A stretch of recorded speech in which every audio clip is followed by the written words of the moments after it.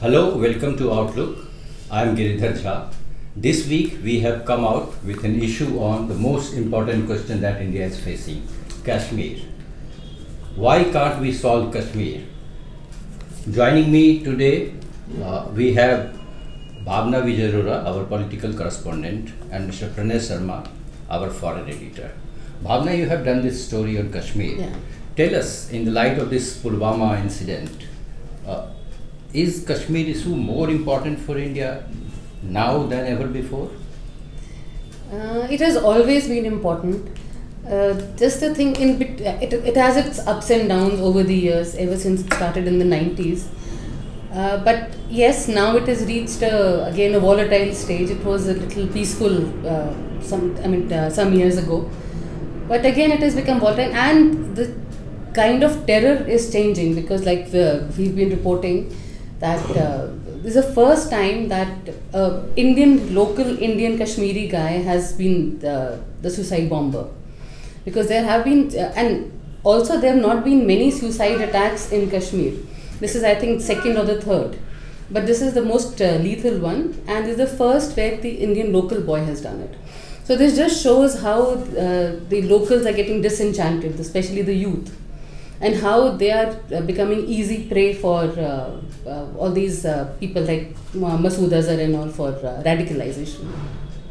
So, given the circumstances, what can be done by the government of India? You know, when Mr. Modi had taken over, there was great hope. He had gone to wish Nawaz Sharif on his birthday and gone all the way to Pakistan. But towards the end of his first tenure, we have faced this Pulwama incident.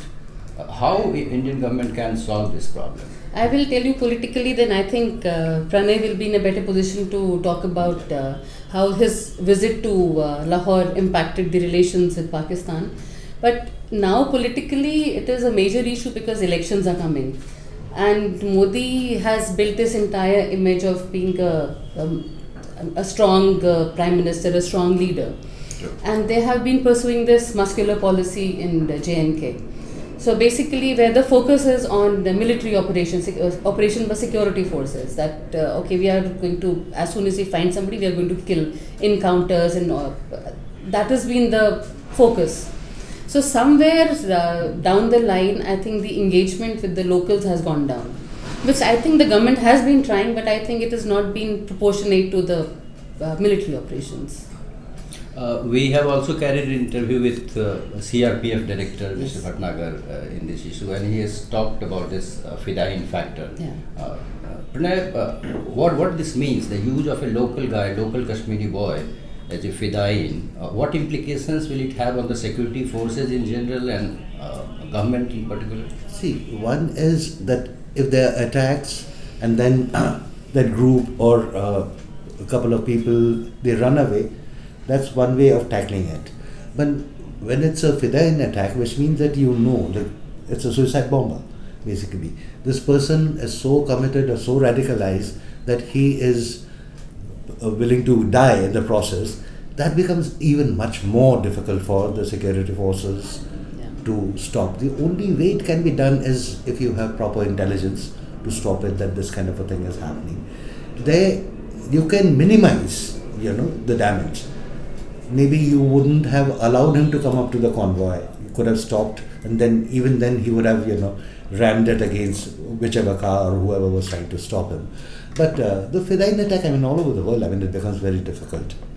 The only way such things can be minimized, as I said, or marginalized, one is through proper intelligence that you have, and the other, ultimately, this is a state in our country. These are our boys. We will have to reach out, we will have to see how to wean them away. Meaning, Pakistan has been a factor right from independence. In Kashmir they're meddling, the way they have created problems for India. In the last 7 decades, this is something various governments have faced it. So, terrorism is one, and how we are going to tackle that we can discuss later. But what we have to do in Kashmir, our part, I think we will have to have a relook at our policies, why it has not worked, how to wean them away, how to make them a stakeholder more and more of this country. I think that could help perhaps. Do you think that Indo-Pakistan relations have reached its nadir? I mean, as I asked Bhavna earlier, Mr. Modi had gone all the way to Pakistan to wish Nawaz Sharif, then Prime Minister of Pakistan, on his birthday. And towards the end of his term, now situation has come to pass. Mr. Modi has used strong language. How do you see Indo-Pak relation? Meaning, how do you find a prime minister not talking, not using strong language on a thing like this? You know, when yes, right at the beginning he reached out to Pakistan. He invited Nawaz Sharif among all the other leaders from our neighborhood to come for his inaugural, to start a process of dialogue and through dialogue, trying to resolve the outstanding issues. That didn't go very far. Then again he tried. When he, from Kabul, it was an impromptu kind of a visit. He landed in Lahore on the day of his birthday to wish him and to show that he is committed to have good relations with Pakistan.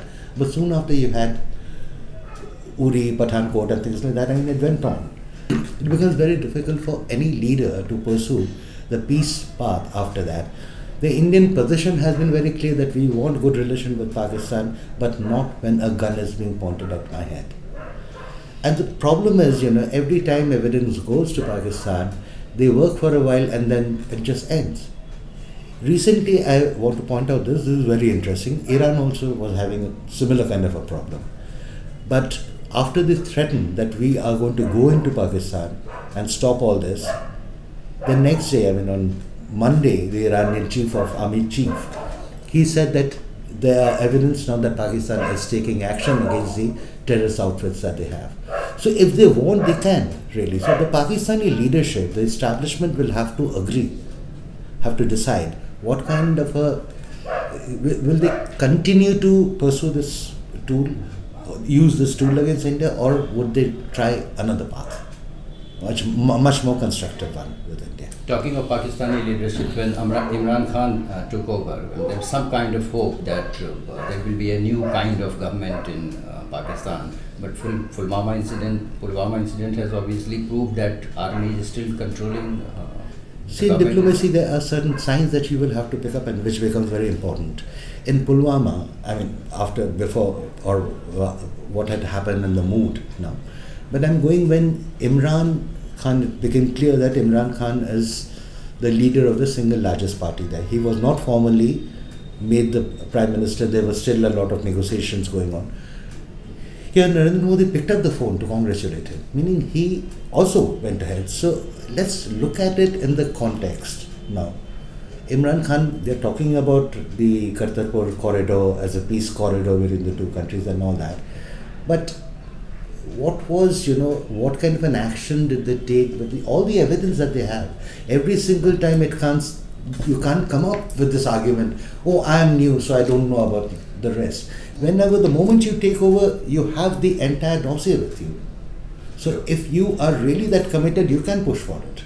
I think, it's a question of sincerity which they will have to show. India gave them enough evidence till 26/11. Nothing has been done after that. In this issue, we also have a few other interesting stories. One is on this opposition Grand Alliance. Yes. Now, most of the opinion polls are out there indicating that we may well have hung parliament this time.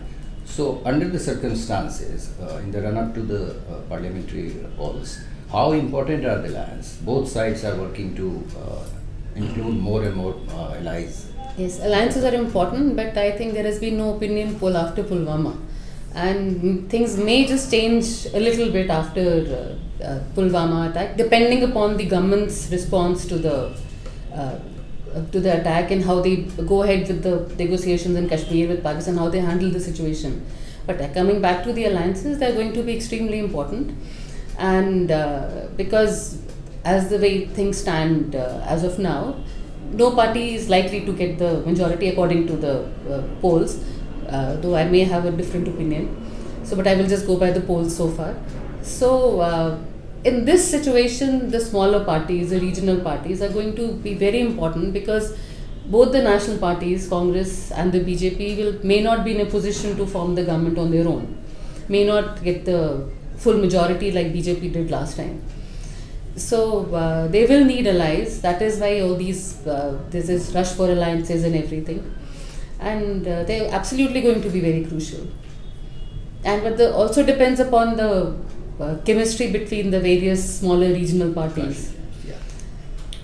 We also have a very interesting story on cricket about the selection process. Recently, one cricket selector in Delhi was beaten up by a player who was not selected in the team.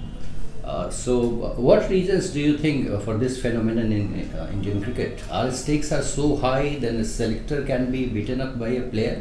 See, number one, yes, of course. As you say, the stakes are really high because in every household where you have young boys or girls, most of them would opt to be a cricketer, and if they are good at it, they would like to pursue a career in that because it not only brings a lot of money nowadays. Because even if you're not part of the national team, if you're playing for the IPL big teams or Ranji or any of these, you're making a lot of money.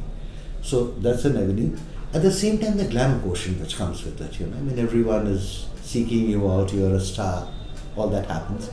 Therefore, selection, there has always been questions about selection, how fair, how transparent it has been, Now, since the stakes are so high, people are also desperate if they don't get it. And if they think that they are deserving, meaning you can always have a debate whether he was deserving or not on that, but it's the process which is not transparent which is creating the problem.